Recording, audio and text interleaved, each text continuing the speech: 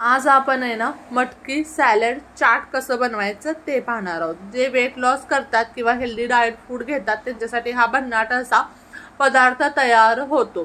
तर इथं मी मोड आलेली मटकी घेतलेली आहे। कुकर मध्ये मी एक शिट्टी काढून घेणार आहे। तर मटकीला किती छान मोड आले, तर ते मोड कसे आणायचे हे जर तुम्हाला रेसिपी हवी असेल तर मला कमेंट्स बॉक्स मध्ये कमेंट्स करायला विसरू नका। सोबत मी एक चमचाभर शेंगदाणे आणि एक चमचाभर मेथ्या घेतलेत मोड आलेल्या, कारण अशाही मेथ्या आपण खात नाही, त्या प्रचंड कडू लागतात। तर आहारामध्ये मेथ्यांचा समावेश आपण आठवड्यातून एकदा दोनदा करावा, ते आपल्या हेल्थला खूप छान असतं। शुगर साठी सुद्धा मेथ्या ह्या खूप इफेक्टिव्ह असतात। सोबत यामध्ये मी चवीपुरतं मीठ घातले आणि चिमूटभर हळद घालते। हळद घालणं अगदी ऑप्शनल आहे, पण हळद सुद्धा आपल्या आहारामध्ये एक अँटीबायोटिकचं काम करतं, त्यामुळे मी हळद सुद्धा यामध्ये थोडीशी घातलेली आहे। आता मला अगदी थोडंसं पाणी आणखी खूपच कमी वाटते, तर मी अगदी थोडंसं पाणी यामध्ये घालते।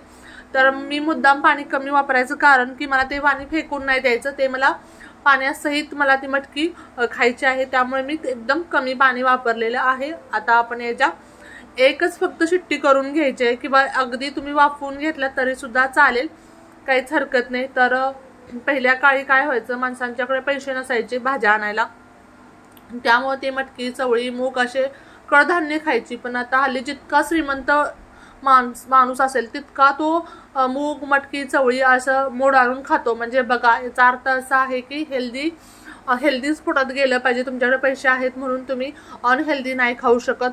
तर आपण छान अशी जी वाफ गेल्यानंतर मी एक चमचाभर साजूक तूप घातले। तर बऱ्याच जणांना असं वाटतं की साजूक तूप खाल्ल्याने वजन वाढतं, तर तसं अजिबात नाही। आपल्या शरीराला खूप असं आवश्यक असतं तूप। दिवसातून कमीत कमी 1 ते 1.5 चमचा आपल्या आहारामध्ये हे तूप गेलंच पाहिजे। आता यामध्ये मी अर्धा चमचा भाजलेल्या जिऱ्याची पावडर आणि अर्धा चमचा चाट मसाला घातलेला आहे। याच्याऐवजी चाट मसाला तुमच्याकडे नसेल तर तुम्ही त्यामध्ये आमचूर पावडर सुद्धा घालू शकता। आता हे मी 1 मिनिटभर गरम फक्त का करून घेते, कारण यामध्ये आपण थोडेसे मसाले घातलेत। चाट मसाला तुम्ही असाही खाऊ शकता, भाजलेली जिऱ्याची पावडर आहे ती तुम्ही अशी खाऊ शकता, नाही गरम केलं काहीच हरकत नाही। पण मी तूप वगैरे घातले त्यामुळे त्याचा फ्लेवर येण्यासाठी मी थोडंसं त्यामध्ये गरम करून घेते। तर मटकी मोड आलेली मटकी असो मूग चवळी कोणताही कडधान्याचा पदार्थ जर तुम्ही घेतला तर त्यामध्ये भरपूर प्रमाणात प्रोटीन असतं, तुमच्या हाडांना मजबूती मिळते। तर तुम्ही जर नॉनव्हेज खात नसाल तर हा ऑप्शन तुम्हाला बेस्ट आहे, तुम्हाला कोणतेही नॉनव्हेजची गरज नाहीये। आता आपण हे वाफवून घेतल्यानंतर एका प्लेटमध्ये काढून घ्यायचे। अशा प्रकारे तुम्ही मटकीचं सॅलड करून बघा, घरात तुमच्या लहान मुलांना मोठ्या माणसांना सर्वांना प्रचंड आवडेल। आणि जर का तुम्ही माझी ही रेसिपी करून पाहिली तर मात्र कमेंट करायला चिंगूसपणा करू नका। आता आपण यामध्ये आवडीप्रमाणे टोमॅटो काकडी आवडत असेल तर तुम्ही कांदा सुद्धा यामध्ये घालू शकता, गाजर घालू शकता, पण आता माझ्याकडे फक्त टोमॅटो आणि काकडी अवेलेबल आहे। फ्रूट मध्ये तुम्ही ॲपल यामध्ये वापरू शकता, मी इथं डाळिंबाचा वापर केलेला आहे। आणि शक्यतो कांदा जो आहे, जो कच्चा ज्यांना खायला आवडत असेल ते तुम्ही त्यामध्ये कच्चा कांदा सुद्धा यामध्ये घालू शकता।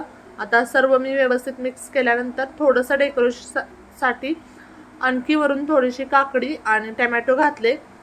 थोडंसं डाळिंब वरून आपण छान दिसावं, अट्रॅक्टिव्ह दिसावं त्यासाठी मी घालत आहे। काय होतं, बऱ्याच वेळेला एखादा पदार्थ कसा दिसतोय ते बघूनच आपल्याला खायची इच्छा झाली पाहिजे। त्यावर थोडीशी तुम्ही आणखी कोथिंबीर सुद्धा डेकोरेशनसाठी घालू शकता आणि वरून थोडासा लिंबाचा रस असा पिळायचा 2-3 थेंब आणि मस्त टीव्ही लावायची। आणि ग्रीन टी सोबत असेल तर ग्रीन टी तुम्ही नंतर घेऊ शकता आणि मस्त एन्जॉय करत हा हेल्दी ब्रेकफास्ट करायचा। पुन्हा भेटू अशाच नवनवीन आणि जायकेदार रेसिपी सोबत, तोपर्यंत बाय बाय।